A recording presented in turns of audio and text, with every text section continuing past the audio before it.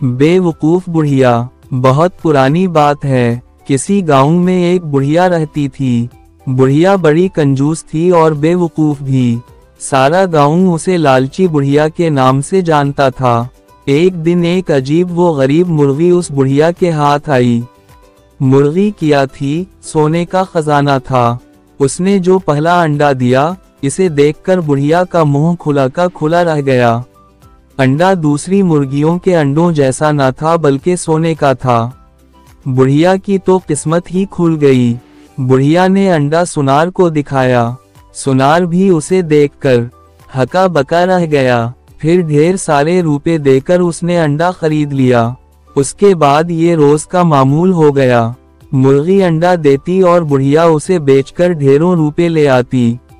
एक दिन बैठे बैठे बुढ़िया के जी में ख्याल आया, मुर्गी रोज एक अंडा देती है, हो ना हो इसके पेट में बहुत से अंडे भरे हैं। बुढ़िया ये सोचकर झुंझलाई कि कमबख्त मुर्गी सारे अंडे एक ही दिन में क्यों नहीं दे देती।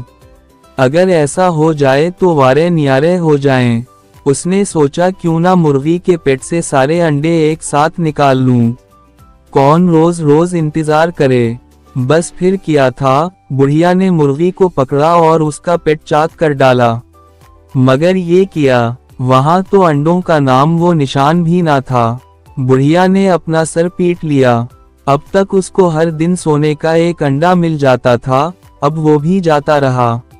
बुढ़िया अपनी बेवकूफ़ी पर बहुत रोई और पछताई।